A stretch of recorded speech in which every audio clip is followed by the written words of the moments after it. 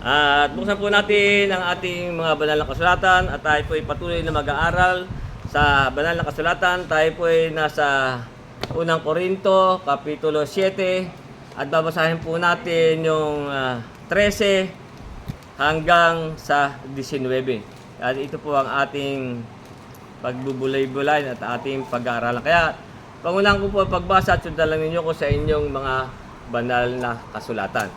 Dito po sa 12, sinasabi, "Datapot sa iba ay ako ang nagsasabi, hindi ang Panginoon, kung ang sinumang kapatid na lalaki ay may asawang hindi sumasampalataya at kung kalooban niyang makipamahay sa kanya ay huwag niyang hiwalayan.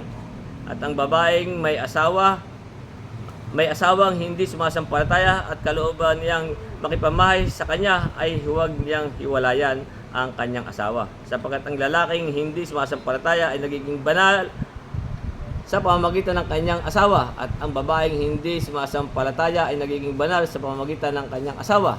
Sa ibang paraan, ang inyong mga anak ay nagkakaroon ng kapintasan, ngunit ngayon mga banal.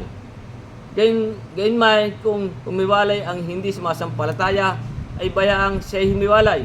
Ang kapatid na lalaki o kapatid na babae ay hindi natatali sa mga ganitong bagay, kundi sa kapayapaan kayo'y tinawag ng Diyos.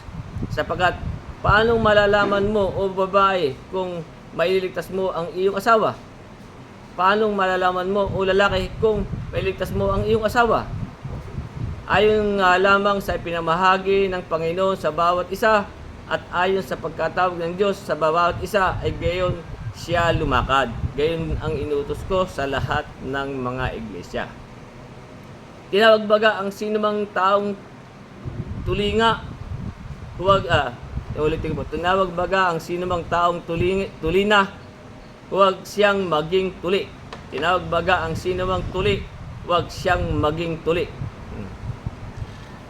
Ang pagtutuli ay walang anuman, ang di pagtutuli ay walang anuman, kundi ang pagtupad sa mga utos ng Diyos. Hanggang na po muna ang ating babasahin at ating pong pagbubulay-bulayan at ating pag-aaralan. Kaya nga kung ibabalik natin, ito po naman wala nang masyadong paliwanag. Yung 12 hanggang 13, kaya nga sabi dito, datapot sa iba ay ako nagsasabi, hindi ang Panginoon, kundi ang sinumang kapatid na lalaki ay may kung ang sino mang kapatid na lalaki ay may asawang hindi sumasampalataya at kung kalooban niyang makipamahay sa kanya ay huwag niyang hiwala. Kaya kung tayo sa ating lakad sa pananampalataya, ang ating mga nakakasama at ating asawa ay hindi sumasampalataya, kaya nga sabi sa mga lalaki, sabi ay huwag niyang hiwalayan. Sabi sa babae, sabi sa 13, ang babaeng may asawang hindi sumasampalataya at kalooban niyang makipamahay sa kanya ay huwag niyang hiwalayan ang kanyang asawa. Kaya kung tayo man ay hindi nagkakaisa na ng pananampalataya, huwag natin silang hihiwalayan. Sabi, sapagkat ang lalaking hindi sumasampalataya ay nagiging banal sa pamamagitan ng kanyang asawa at ang babaeng hindi sumasampalataya ay nagiging banal sa pamamagitan ng kanyang asawa. Sa ibang paraan, ang inyong mga anak ay magkakaroon ng kapintasan, ngunit ngayon mga banal. Kaya nga sa ating pong paglakad sa pananampalataya, yung nga po sabi sa atin, kung tayo may asawa natin ay hindi natin kaisa sa pananampalataya, ay po'y huwag nating hihiwalayan. Hindi po tayo katulad ng ibang relihiyon o sekta na kung hindi mo mapaanid ang iyong asawa o hindi mo mahikayat, anong ginagawa nila? Ay aalisin o ititiwalag sa kanilang relihiyon. Sa ating pong lakad sa pananampalataya, hindi po ganon ang utos sa atin. Na sa atin, ay pakisamahan natin, huwag nating hiwalayan. Ang ating asawa, kung siya man, ay hindi nating kaisa sa pananampalataya. Kaya nga sabi sa 15, sabi, gayon din naman kung humiwalay ang hindi sumasampalataya. Ngayon, kung yung ating napangasawa na hindi ba nakasya natin sa pananampalataya ay humiwalay. Kung tayo hiniwalayan, sabi, ay bayaan siyang humiwalay. Sabi, ang kapatid na lalaki o ba kapatid na babae ay hindi natatali sa gayong bagay. Hindi po tayo natatali sa gayong bagay. Kasi nga po ngayon, sa panahong ito, mayroon mong mga ganyang sekta o relihiyon, ay kung hindi mo makumbisi yung asawa, ay doon po nga po humahantong sa hiwalayan. Sapagkat hindi niya nakumbinsi. Pero hindi po ganoon ang ating aral. Kaya nga kung hindi natin mapilit na umanib sa ating sekta o relihiyon, bayaan siya humiwalay. Hindi po tayo natatali doon. Sapagkat ano ang sabi sa atin, kundi sa kapayapaan kayo tinawag ng Diyos. Para tayo mapayapa. Hindi po tayo katulad ng sapagkat tayo naman po ay hiwala sa ilalim ng sekta o relihiyon. Tayo po ay lumalakad sa pamamagitan ng pananampalataya. Kaya kung ang ating asawa ay hindi natin kaisa, hayaan natin. Huwag natin hiwalayan. Ngayon, kung siya ang humiwalay, bayaan natin siyang humiwalay. Kasi kung tayo naman ang pipilitin niya na tayo umanib doon sa kanilang sekta o relihiyon, tayo po hindi natatali sa ganung bagay. Sapagkat meron po ng mga ganyan talaga. Ang pagkakalam ko nga po ay katulad ni Job, hindi niya kaisa ng pananampalataya. Kaya nga sinabi kay Job, manatili ka ba sa iyo pagtatapos sa inyong Diyos? Kaya takwil mo ang Diyos. Pero pakisamahan po natin kung ang ating asawa ay hindi nating kaisa sa pananampalataya. Huwag lang tayong pipilitin natin na tayo umalib doon, kung hindi tayo umanib. Kung ganyan ang sitwasyon, sabi, bayaan siya humiwalay. Kaysa naman tayo siyang dalhin doon sa kanyang sekta o relihiyon, nalalaman natin, hindi natin tayo magkakasala at hindi naman alalaman natin yung kanyang relihiyon na hindi lumalakad ayon sa pananampalataya. Meron tayong nakasamang ganun Bumalik siya uli doon sa pagsamba sa Diyos-Diyosan. Dahil nga doon sa kanyang asawa. Pero tayo, hindi po tayo natatali sa mga ganung bagay. Sabi nga, kundi sa kapayapaan kayo tinawag ng Diyos. Doon po tayo sa kapayapaan. Para tayo papayapa. Hayaan mo siya humiwalay. Talaga pong ganun. Kaya nga, ang sabi sa atin sa Roma, Kapitulo 12, sa talatang 18, sabi, kung maaari ayon sa inyong makakaya, ay magkaroon kayo ng kapayapaan sa lahat ng mga tao. Para tayo magkaroon ng kapayapaan. Amin na siya, biwalay. Tayo po, sa pagkandun po tayo tinawag sa kapayapaan. At sa Roma 14:19, kaya nga sabi sa atin, kaya nga, sundin ang bagay na makakapayapa. Kung yun ang makakapayapa sa atin, tayo, kahit na ayaw natin siya humiwalay, hayaan natin siya humiwalay, hindi tayo natatali doon. Kaya nga sabi sa atin, 14:19, kaya nga, sundin ang mga bagay na makakapayapa at ang mga bagay na makapapatibay sa isa't isa. Doon po tayo tinawag kasi sa kapayapaan. At dito sa ikalawang Korinto 13, sa talatang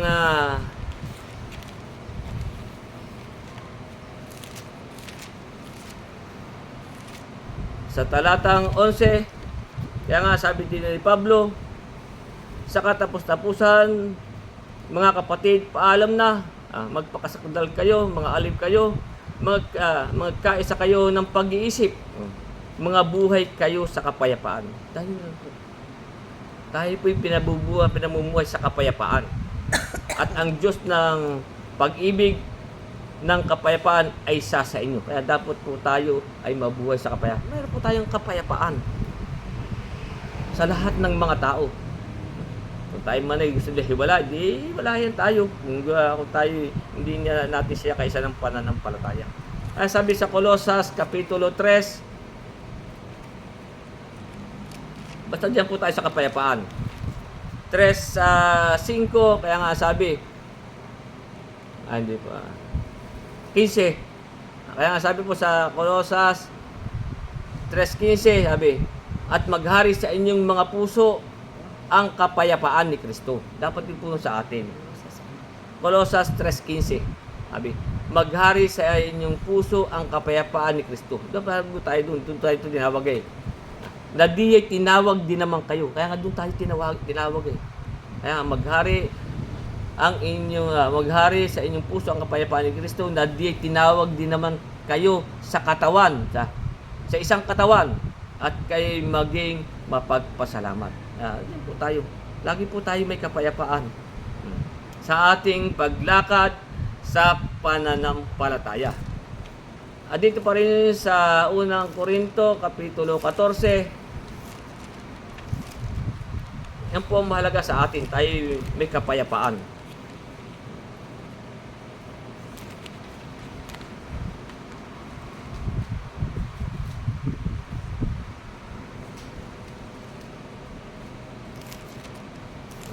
Yata.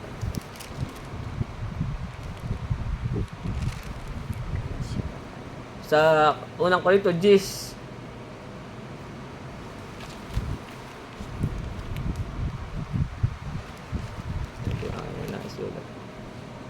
nga 14:33. Kaya nga sabi sa unang Korinto 14:33, sabi, sapagkat ang Diyos ay hindi Diyos ng kaguluhan. Sapagkat ang Diyos ay hindi Diyos ng kaguluhan. Kaya po tayo, doon tayo lagi lalakad sa kapayapaan. Sabi, kundi ng kapayapaan. Sabi, sapagkat ang Diyos ay hindi Diyos ng kaguluhan, kundi ng kapayapaan. Gaya ng lahat ng mga iglesia ng mga banal. Ang ating po kasing Diyos ay hindi po Diyos ng kaguluhan. Hindi po katulad ng mga ibang sekta o relihiyon na nakita po natin. Tayo po hindi lalakad doon sa mga ganyang mga kaguluhan. Tayo po lagi doon sa kapayapaan. Na sabi pa rin nga po sa Santiago 3:18, kaya nga sabi sa atin dito ni Santiago, at ang bunga ng katuwiran ay natatanim sa kapayapaan.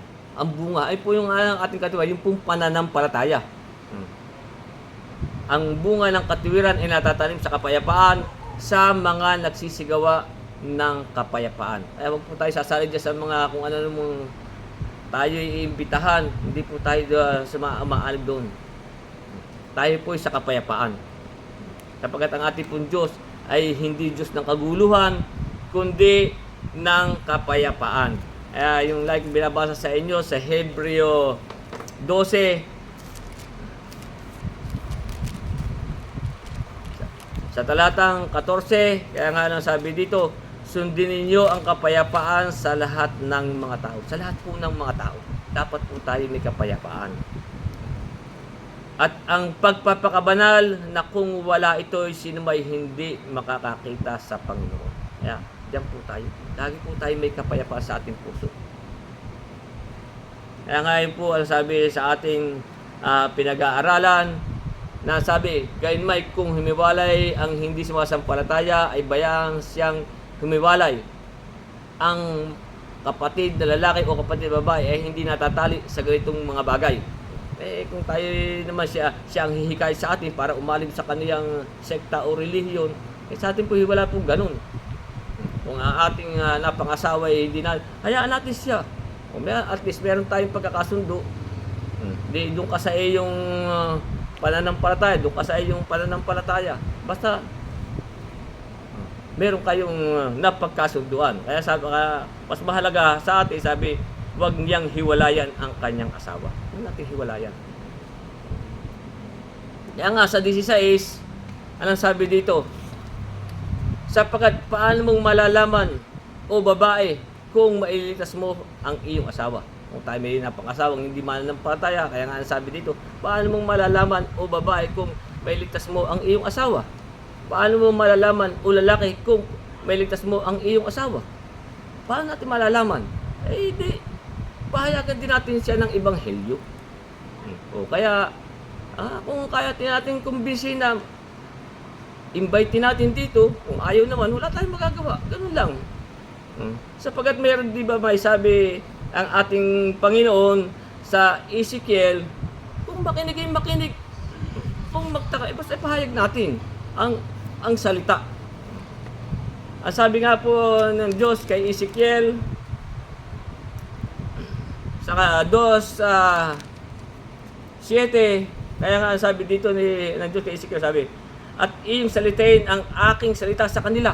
Kung mga ating asawa ay hindi kaisa natin sa pananampalataya, pero ang sabi dito iyong salitain ang aking salita sa kanila. Sa didinggin o itatakwil man. Kung sa dinggin o itatakwil man, salamat kung dinggin tayo. Sapagkat siya'y totoong mapaghimagsik. Ipahayagan natin. Kung basta ipahayag mo sa kanila ang salita. Sa didinggin o itatakwil man, at least pinahayagan mo siya ng salita ng Diyos. Kaya nga, may sabi ang ating Panginoon sa Kristo sa Juan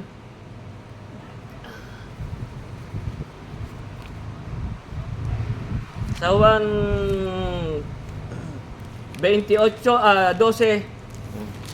sapagkat ang sabi ng ating Panginoon sa Kristo dito sa 12:48, kaya nga sabi dito, ang nagtatakwil sa akin, kaya sabi, ipahayag mo, salita mo sa kanya ang salita. Ang sabi, ulitin natin yung Ezekiel, magandang kwento. Kung hindi natin siya kaisa, basta pahayagan natin. Sa itatakwil o ulitin natin Ezekiel.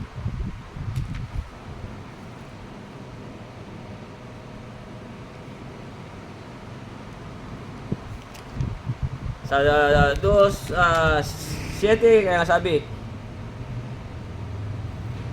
ang ating pinag-aaralan, ang sabi nga sapagkat paano malalaman mo o babae kung mailigtas mo ang iyong asawa? Paano malalaman mo o lalaki kung mailigtas mo ang iyong asawa? Kaya nga sabi niya ng Diyos dito kay Ezekiel sa 2:7, iyong salitain ang aking salita sa kanila. Yun, ganun pula natin kung paano natin mailigtas.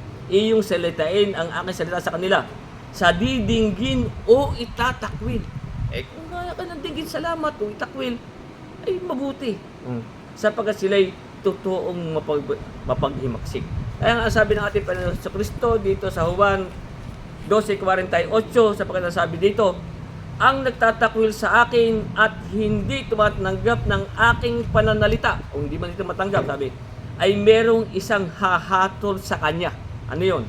Ang salitang aking sinasalita ay siyang sa kanya hahatol sa huling araw. Hindi mo dininig. Kaya nga, ganun lang po ang ating gagawin. Paano mailigtas ang iyong asawa? Salitain mo salita ng Diyos. Sa didinggin o itatakwil.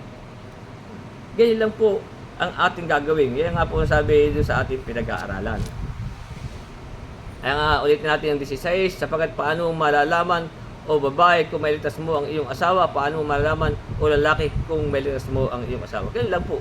Salitain natin sa kanila ang salita ng Diyos. Sa didinggin o itatakwil.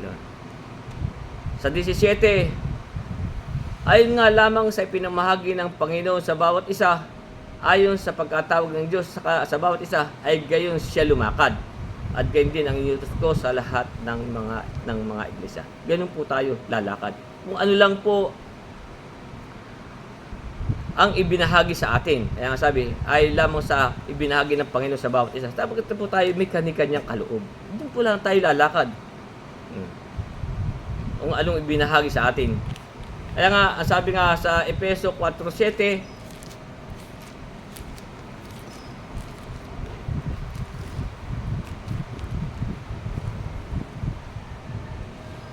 datapot ang bawat isa sa atin ay bigyan ng biyaya ayon sa sukat ng kaloob ni Kristo. Tayo po may kanya-kanyang kaloob. Doon po tayo lumakad. Kaya nga, meron tayo na pag-aralan noon, kung ang kaloob sa atin ay mamahagi, kung kaloob sa atin ay magpahayag ng salita, doon tayo lumakad. Kasi tayo po may kanya-kanyang binahagi sa atin sapagkat tayo po hindi pare-pareho ng sangkap. Kung sa pananampalataya, ay hanggang doon lang siya sa pananampalataya. Kaya ganun lang po doon tayo lalakad. Sabi nga po sa Roma 12:3,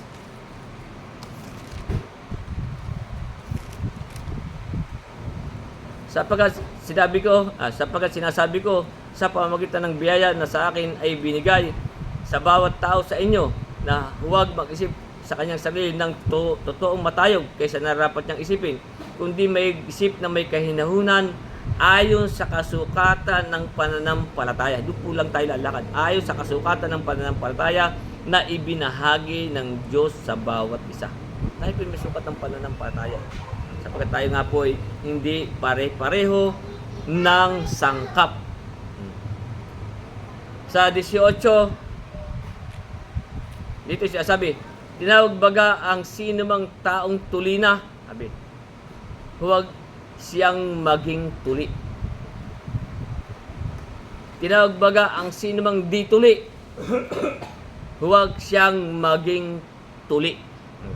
Sapagkat sa panahon pong ito nga, noon pa man ay tinuturo pa rin hanggang ngayon ang mga tungkol sa mga pagtutuli.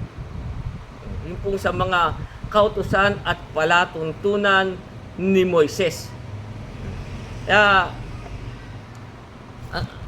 dito sa Gawa 15, yung nga po yung sinasabi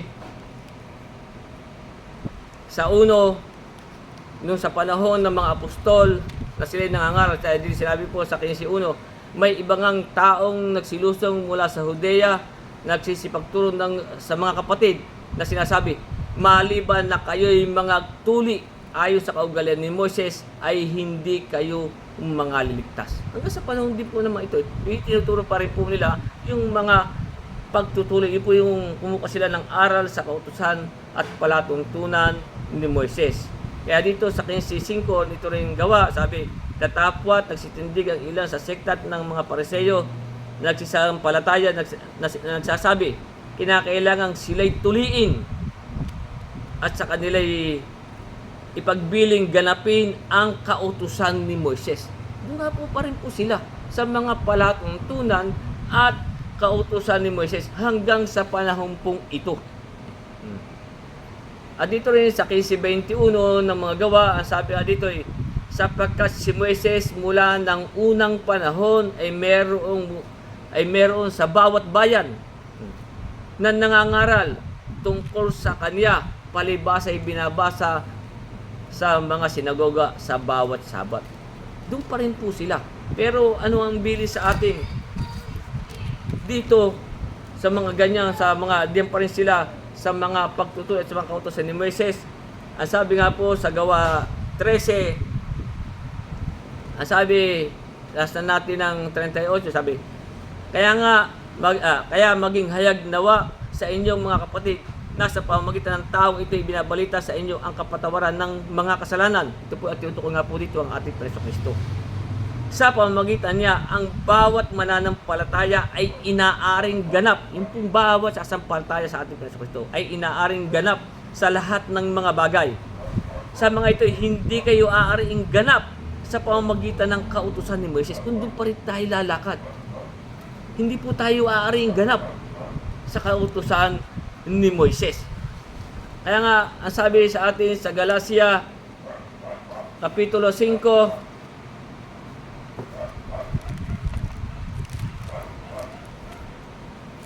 doon pa rin po sila nagpupumilit. Sa 5:2, ano sabi? Narito akong si Pablo, Galacia 5:2, narito akong si Pablo ay nagsasabi sa inyo na kung inyong tinanggap ang pagtutuli, ay wala kayong mapapakinabang na anumang kay Kristo. Kung doon pa rin tayo doon, lalakad sa mga ganyang mga pagtutuli po yung mga palatuntunan at kautusan ni Moises. At sa 4, ang sabi, 5:4 ng Galacia, ang sabi, kayo'y hiwalay kay Kristo. Yung po gumagana pa rin yan. Yung po di pa rin lumalakad. Sabi, kayo'y hiwalay kay Kristo. Kayong nag-iibig na ariing ganap ng kautusan, nang ahulog kayo mula sa biyaya. Kaya nga po, yung pagtutuli nga po, iyan po yung walang anuman.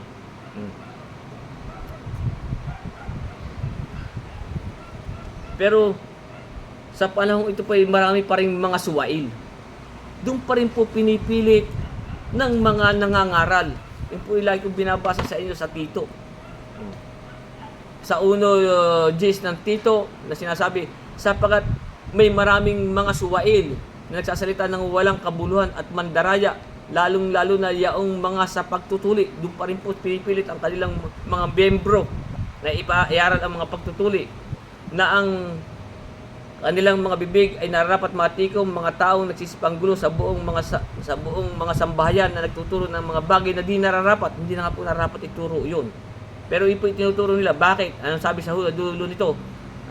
Sabi, ang mga taong nagsisipanggulo sa buong mga sambahayan na nagtuturo ng mga bagay na di nararapat dahil sa mahalay na kapakinabangan. Yan po ang dahilan niyan. Kaya, diyan po pa rin sila sa mga pagtutuli. Kaya ngayon sinasabi sa atin sa 7:18 ng ating pinag-aralan sa Korinto, tinawag baga ang sinumang taong tuli na. Sabi, huwag siyang maging dituli. Tinawag baga ang sinumang dituli, huwag siyang maging tuli. Sapagat ang sabi sa 19, sabi, ang pagtutuli ay walang anuman. Wala pong anuman yan. Nga po, hiwalay kay Kristo, yung kung pa rin sila ako. At hindi na po sila aring ganap. Sabi, ang pagtutuli ay walang anuman. Ang di pagtutuli ay walang anuman. Kung tayo man hindi lumalak sa hindi pagtutuli, ano po ang pinakamahalaga? Sabi, ang pagtutuli ay walang anuman, ang di pagtutuli ay walang anuman. Sabi, kundi ang pagtupad sa mga utos ng Diyos. Yan po ang pinakamahalaga sa atin sa lakad ng pananampalataya. Ang tayo po'y tumupad sa utos ng Diyos. Sapagkat noong paman ay inutos na rin ng Diyos tungkol sa ating Panginoon sa Kristo.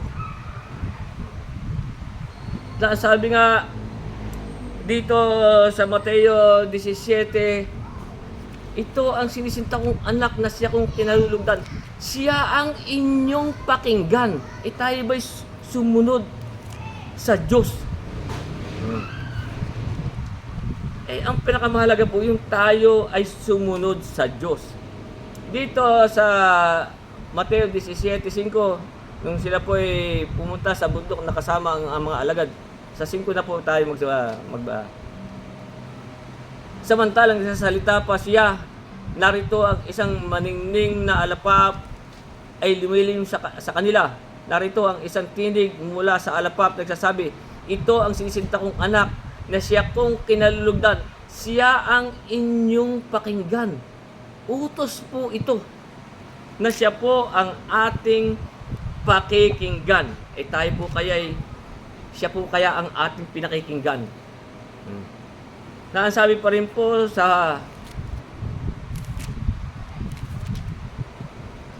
sapagkat nung paman ay sinabi na kay Moises tungkol nga po sa ating Panginoong Jesucristo dito sa Deuteronomio Kapitulo 18 sa talatang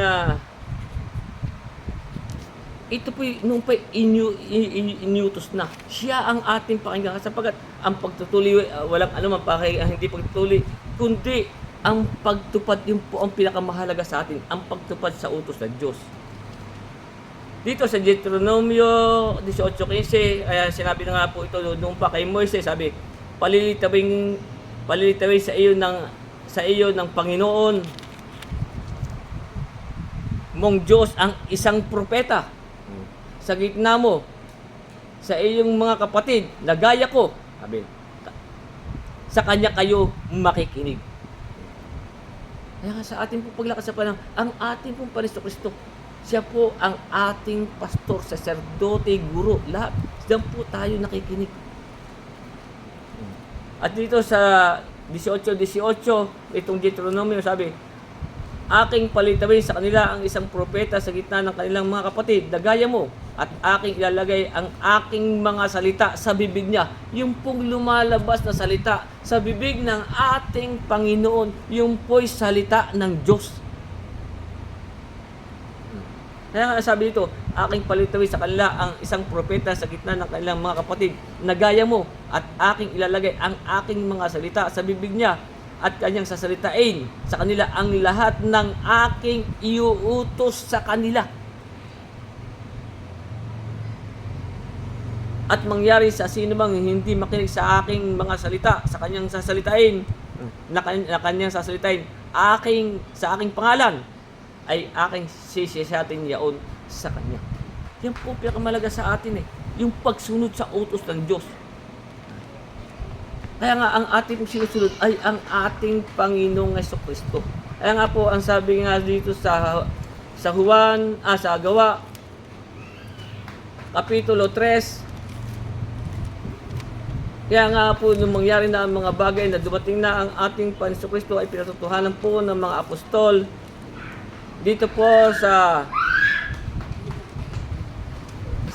mula natin sa Gawa 3 talatang 20, ang sabi dito ng mga apostol, sabi, at upang kanyang suguin ang Kristo na itinaga sa inyo, na si Jesus. Yun nga po yung ang tinutukoy po doon sa Deuteronomio 18:18. Sinugo, palilitawin.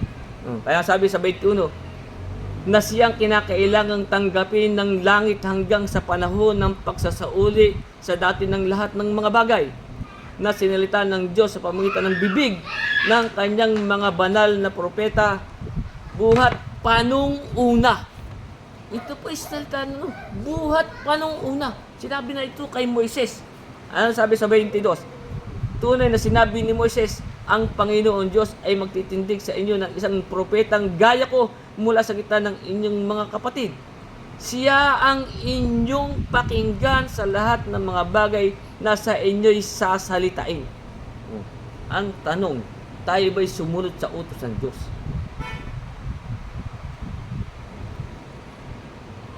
Kaya nga, sa Kanya po tayo makikinig. Kaya nga ang sabi sa atin, sa ulit ng 7:19, ang pagtutuloy walang anuman.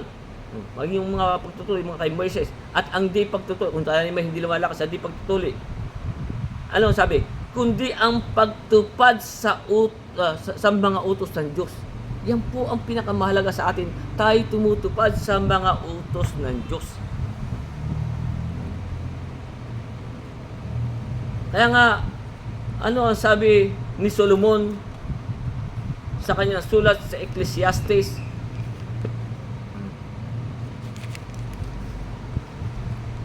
Sa Ecclesiastes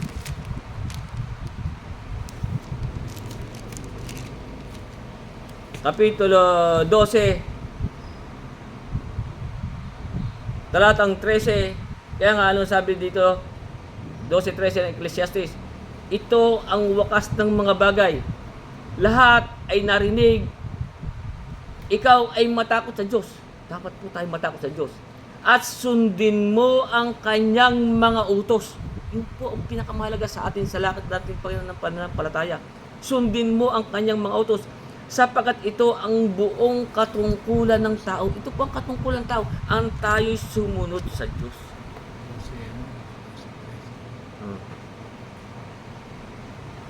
Tayo po ba, ayun po bang mga relihiyon, sumusunod pa po ba sa utos ng Diyos yan? Si Kristo po ba, ang ating Panginoon Kristo po ba, ang kanilang pinakikinggan? Ay utos po ng Diyos yun. Yung iba ayaw nang sumunod sa ating Panginoon Kristo. Sila daw ay didiretso sa Ama. Paano kayo nakasunod sa utos ng Diyos? Kaya sabi ng Diyos ito ang sinisinta kong anak na siya kong kinalugdan. Siya ang inyong pakinggan.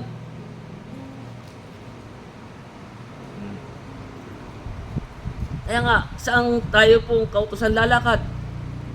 Sa kautusan na po ng ating Panginoong Jesucristo. Hindi na po yung kautusan ng matanda, hindi po kay Moises at saka sa panatutunan ni Moises. Hindi na po yung tayo doon susunod. Kaya nga sabi, inalis na yung una, siya itatag niya ang ikalawa. Yung nga po ang sinasabi sa atin dito sa Hebreo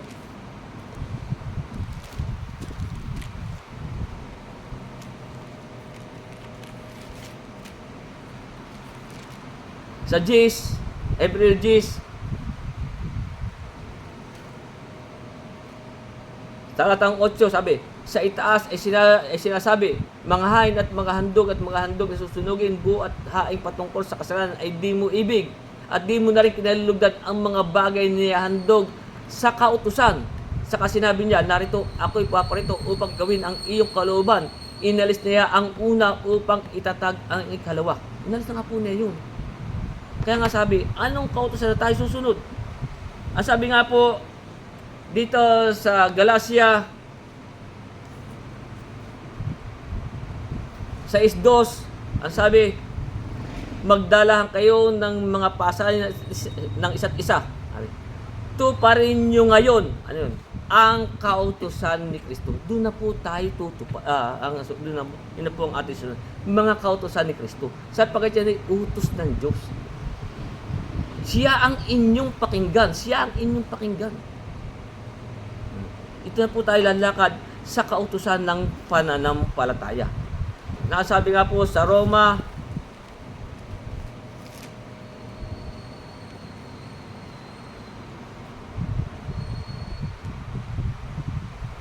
4, sabi, sapagkat si Kristo ang kinauwian ng kautusan sa ikatutuwid ng bawat sumasampalataya. Sino po kinauwi ng kautusan? Sa ikatutuwid. Sapagkat si Kristo ang kinauwian ng kautusan sa ikatutuwid ng bawat sumasampalataya. Doon na po tayo.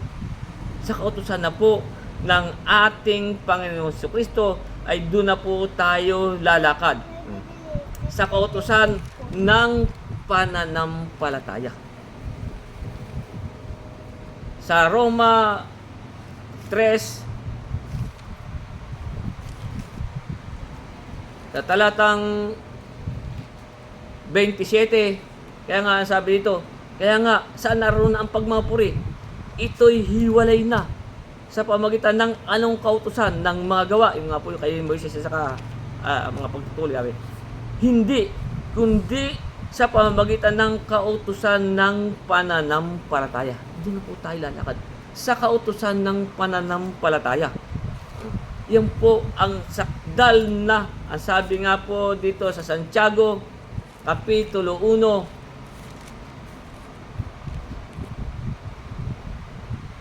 talatang 25, kaya nga ang sabi dito, ngunit ang nagsisiyasat ng sakdal na kautusan. Alin po ang sakdal na kautusan?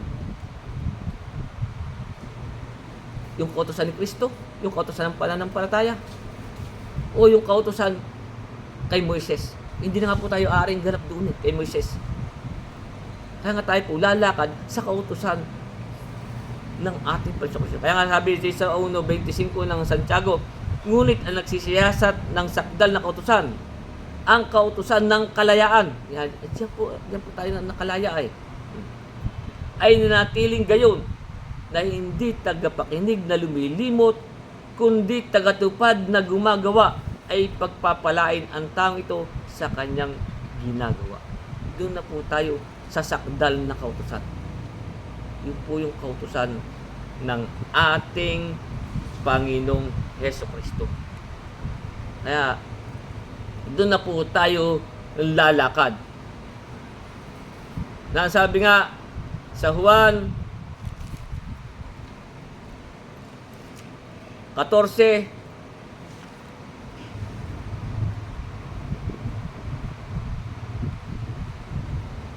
kaya nga sabi sa atin sa Juan 14:15, kung ako'y inyong iniibig ay tutuparin niyo ang aking mga utos. Yun po sabi ng ating Panginoon. Kung tayo iniibig natin ng ating Panginoon, tutuparin ninyo ang aking mga utos. At sa unang Juan, Kapitulo 5, doon na po tayo lalakad. Kaya ang mahalaga po yung pagtupad natin sa utos ng Diyos. Sa unang Juan, Kapitulo 5, talatang 3, Kaya nga anong sabi sa atin, ito ang pag-ibig sa Diyos. Paano natin iniibig ang Diyos? Ito ang pag-ibig sa Diyos. Na ating tuparin ang kanyang mga utos. Ganyan po tayo uibig sa Diyos. Tutuparin natin ang kanyang mga utos. Sabagat ito ang pag-ibig sa Diyos na ating tuparin ang kanyang mga utos. At ang kanyang mga utos ay hindi mabibigat. Doon na po tayo lalakad sa utos ng Diyos. At dito sa unang Juan, Kapitulo 2, talatang 3, na ang sabi hanggang 5, 2:3 ng unang Juan, sabi, at sa ganito ay nalalaman natin siya'y ating nakikilala. Paano natin siya nalalaman natin nakikilala ng Diyos? Kung tinutupad natin ang kanyang mga utos. Yan po ang nakakakilala sa Diyos. Tumutupad po ng utos ng Diyos. Sabi. Ang nagsasabing nakikilala ko siya at hindi tumutupad ng kanyang mga utos. Sabi, nakikilala tayo ng Diyos. Hindi tumutupad ng kanyang sabi. At nagsasabing nakikilala ko siya at hindi tumutupad ng kanyang mga utos ay sinungaling. Hindi lang po yung ang sinungaling yung mga nagsasabi na hindi totoo. Pero ito po sinasabi, ang nagsasabi nakikilala ko siya at hindi tumutupad ng kanyang mga utos. Yung po mga hindi tumutupad ng kanyang mga utos, ay sinungaling. Isa po sa sinungaling yan. At ang katotohanan ay wala sa kanya. Datapwat ang sinumang tumutupad ng kanyang salita. Sabi, tunay na sa kanya ay naging sakdal ang pag-ibig ng Diyos. Sakdal po ang pag-ibig sa atin kung tumutupad tayo ng kanyang mga salita. Ibig po sabihin, perfect. Dahil dito ay nalalaman nating tayo'y nasa Kanya. Alam natin na tayo sa Diyos. Bakit? Tinutupad natin ang Kanyang mga utos. Kaya sabi ng iba, sino ba nakakasigurado? Kayo, kung hindi kayo nakakasigurado, ako ka nakakasigurado. Sapagat ako'y tumutupad ng Kanyang utos. Yan naman po hindi mabibigat. Tayo po'y dun lalakad na sa kautusan ni Kristo. Sa kautusan na ng pananampalataya, kasi yung iba, doon pa kumukuha sa mga palatuntunan ng kautusan ni Moises. Talaga pong hirap pong sundin yun. Diyan na po tayo lalakad sa kautusan ng ating Panginoong Jesucristo. At sa ikalawang Juan, na sinasabi,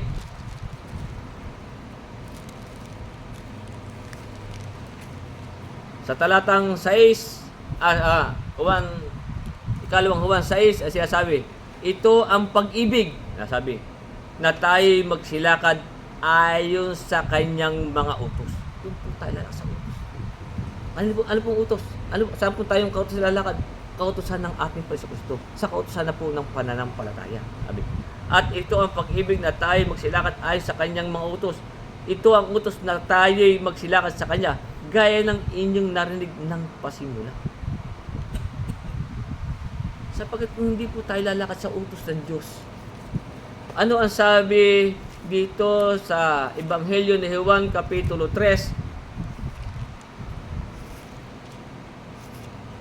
sa talatang 36, kaya nga anong sabi dito ng ating Jesucristo sa 3:36 ng Ebanghelyo ni Juan, ang sumasampalataya sa anak ay may buhay na walang hanggan. Yun po sumasampalataya.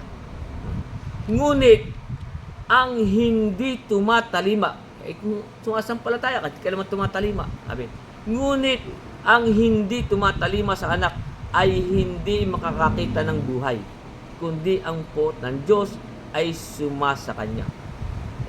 Yung nananampalataya tayo, ay naman natin sundin yung kanyang mga utos. Ito po ang pagsunod natin sa Diyos. Sa Mateo 19,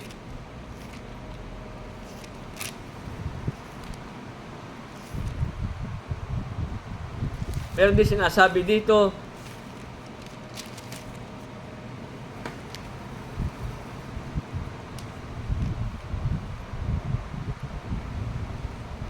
sa 17, Mateo 19:17, kaya nga sabi dito ng ating Jesucristo, at sinabi niya sa kanya, bakit mo itinatanong sa akin ang tungkol sa mabuti? May nagtanong po sa kanya, bakit anong mabuti? Sabi, sinasabi sa kanya, bakit mo itinatanong sa akin ang tungkol sa mabuti? May isa na siyang mabuti. Ano yun? Datapwat, kung ibig mong pumasok sa buhay, ito po ang nakakuha dito. Kung ibig mong pumasok sa buhay, ano po yun? Ingatan mo ang mga utos. Ingatan natin ang utos ng Diyos. Kaya nga, ay kung ayaw ninyong pumasok sa buhay, ay sige, kahit kumain tuminom, labang kayo mamamatay. Pero po talata nun eh.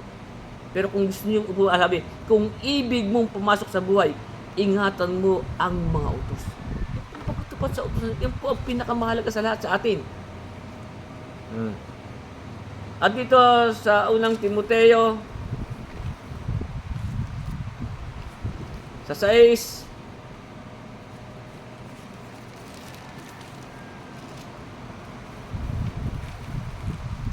talatang 14, kaya nga sabi po ni Pablo dito kay Timoteo, unang Timoteo 6:14, sabi, tuparin mo ang utos na walang dungis. Anong utos sa atin? Dapat walang dungis. Tutupad tayo ng utos na walang dungis. Walang kapintasan. Ano yun? Hanggang sa pagparito ng ating Panginoong Hesus. Kaya nga sabi, kung gusto pumasok sa buhay, ingatan mo ang utos. Kaya nga, siya po ay magbibigay walang hanggang kaligtasan sa lahat po ng nagsisitalima. Yun po yung tumutupad sa utos. Sabi, sa Hebreo 5:9, ang sabi, nang siya'y mapaging sakdal, ay siya'y gumawa ng walang hanggang kaligtasan. Kanino? Sa lahat na mga nagsisitalima sa kanya. Ito po yung tumutupad sa utos. Kaya nga po, yung pagtutuli, walang kabuluhan yan. Maging hindi pagtutuli. Kaya nga, ang sabi nga po ulit dito sa Galatia,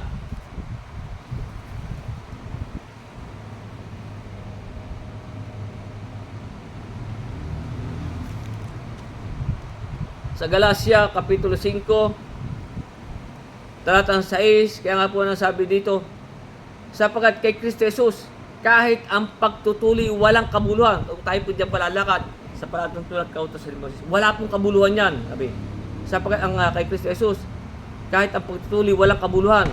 Kahit man ang kahit hindi man tayo lumalakad sa pagtutuli. Sabi, ay walang kabuluhan. Sabi, ano po ba? Kundi ang pananampalataya na gumagawa sa pamamagitan ng pag-ibig. Dapat po yung ating pananampalataya gumagawa sa pamamagitan ng pag-ibig. Kaya nga ang sabi, kung ako'y inyong iniibig, tutuparin ninyo ang aking mga utos. Ganyan po tayo lalakad sa pag-ibig. Kaya yung ating pananampalataya ay may pag-ibig. Kaya nga ulitin ko yung, ito ang pag-ibig natin sa Diyos eh. Natuparin ang kanyang mga utos. Yun po yung aking binasa sa inyo sa unang Juan 5:3. Kaya nga sabi, paano ang ating pananampalataya gumagawa sa pamamagitan ng pag-ibig? Kaya nga sabi dito sa 5:3, ulit natin yung 5:3 ng unang Juan, sapagkat ito ang pag-ibig sa Diyos. Paano natin siya iniibig? Na ating tuparin ang kanyang mga utos. Yan po ang pananampalataya na may pag-ibig. Gumagawa sa pamamagitan ng pag-ibig. Kaya nga, ang sabi ng ating Panginoon Kristo dito sa aklat ni Lucas,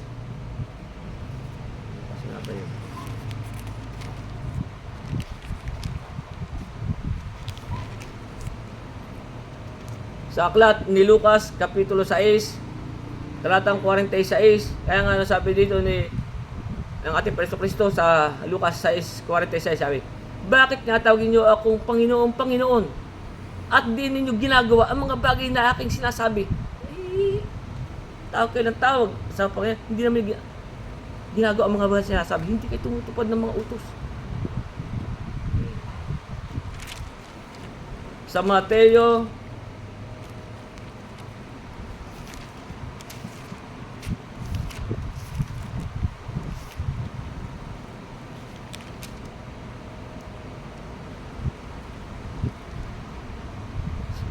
7:21, Kaya nga sabi dito, ng ating Preso Kristo, sabi, hindi ang bawat nagsasabi sa akin, Panginoon, Panginoon, ay papasok sa karera ng langit, kundi ang gumaganap, yung pong tumutupad ng kalooban ng aking Ama na nasa langit. Kaya nga sabi, marami ang magsasabi sa akin sa araw na yaon, Panginoon, Panginoon, hindi baga nagsipanghula kami sa iyong pangalan, at sa pangalan mo ay nagsipalayas kami ng mga demonyo, at sa pangalan na mo nagsigawa kami ng maraming gawang makapangyarihan.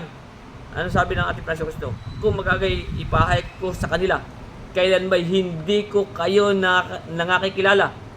Magsilayo kayo sa akin, kayong manggagawa ng katampalasanan. Kung kayo tumatawag po, hindi naman yung tinutupad ng kanyang mga utos. Kaya nga may talata pa dito na, Panginoon, marami baga ang mga liligtas. Ang sabi ng mga ating Preso Kristo, ay magsikap sapagat marami ang magsasabi, ngunit hindi mangyayari. Sapagat yun nga po ang pinakang bottom line sa atin dito sa Lucas 13:23. Kaya nga ano ang sabi dito ay ganito, may isang nagsabi sa kanya, Panginoon, kakaunti baga ang mga liligtas? At sinabi niya sa kanila, magpilit kayong magsipasok sa pintuang makipot. Sapagkat sinasabi ko sa inyo na marami ang magsisikap na pumasok at hindi mangyayari. Kaya nakakita natin, ano ang sabi? Malapad ang daang patungo sa pagkapahamak. Makipot ang daang patungo sa buhay. Kakaunti ang mga kasusumpong. May talata po naman. At sa aking kwan ay kakaunti lang po ang maliligtas. Sa Israel nga po, anong sabi? Kung ang Israel man ay maging katulad ng buhangin sa dagat, ang nalabi lang ang mga liligtas. Sapagkat ito po ang bottom line sa atin. Ulitin natin yung 7:19. Ang pagtutuli ay walang kabuluhan. Ang pagtutuli ay walang anuman. Ang di pagtutuli ay walang anuman, kundi ang pagtupad sa mga utos ng Diyos. Yun po ang dapat sa atin. Tayo'y tumupad sa utos ng Diyos. Kaya hanggang dyan po muna ang ating pag-aaral at susunod na tutunan po natin sa susunod na pag-aaral.